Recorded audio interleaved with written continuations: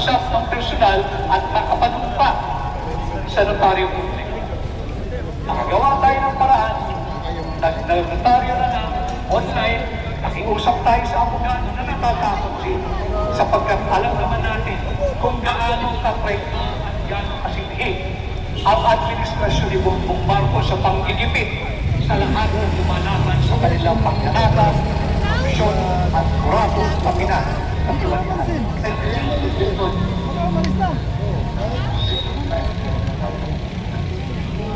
Papaya na lang. Papaya na lang.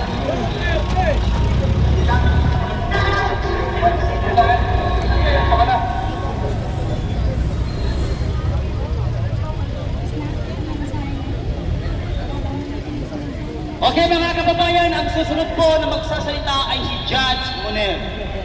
Okay po, welcome. Magandang hapon sa inyo mga kapatid, mga kababayan namin. Kami po ay inyong kapatid galing sa Mindanao, galing sa Maranao, galing sa Lanao del Sur, galing sa Lanao del Norte. Pumunta po kami dito para sabihin sa inyo, ipaalam sa inyo na kami ay nakikiisa sa pag-celebrate sa kaming na birthday ng ating Tatay Digong na sana ay ibalik na siya sa Pilipinas dahil wala naman siyang kasalanan, wala naman jurisdiction ang International Criminal Court. At para makiisa sa inyo sa paggunita nitong March 11 na ito yung pizza na kinuha sa atin ang ating presidente, mahal na presidente. Mga kababayan, ang aking grupo na nire-represent, number 1, ang hakbang ng maisog ng Lanao, ng Maranao, ng Lanao del Norte. Sa Lanao del Norte, gumawa po kami ng manifesto. Na ang lahat ng dinaya ng mga politician sa Lanao del Norte na dinaya ng flood of money.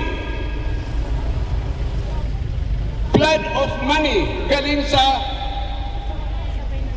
money floods. Money from floods. Gumawa kami ng manifesto. Ito ngayon na sa akin at ibibigay ko sa kinaukulan dito. Ito ay pinirmahan ng lahat ng mga socio-political leaders ng Lanao del Norte. Ito yung itinunda namin dito. At magsasabi sa inyo na ang Lanao del Norte na kung maaari po ay pagkailo mo ng kapasyahan sa ang Lanao del Norte ay mag-commit na mag-join majority and overwhelming majority of the people of Lanao del Norte ay sasabi sa hakbang ng maisog. Majority. At sila din kami din ay magpupunit na susuporta sa candidacy ni Vice President Sara Duterte kung siya ay tatakbo bilang Pangulo ng Pilipinas. Sa mga kahit anong taon na siya ay tatakbo bilang Presidente ng Pilipinas. Pangalawa, ang isang nire-represent ko na organisasyon ang Mindanao Lawyers and Paralegals for Inday Sara. Ang aming presidente ay nandito ngayon, si Secretary, former Secretary Abdullah Dax Kamau. At gumawa din kami itong Mindanao Lawyers and Paralegals for Inday Sara. Gumawa din kami ng write-up at ibigay namin sa inyo. Lagi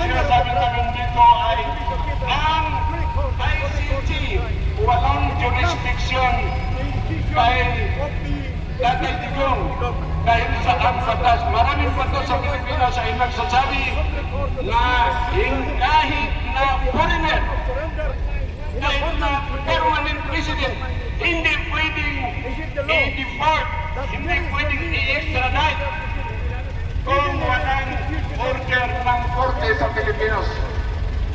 How much more kung Pilipino, how much more kung Pilipino, former I don't need to president, pass you here. hindi The talaga president was pwedeng never brought to the i-deport competent body. without Therefore, there was a violation of the right of the president. It is a constitutional prescription that nobody, a citizen of the country, should be brought out of the country without any decision. sabihin dito, The law is specifically provided under Republic Act number 1951. wala That is not option, surrender or extradition. There must be a judicial consideration that has to be submitted to the court and for the court to decide. Until now, that thing was not decided.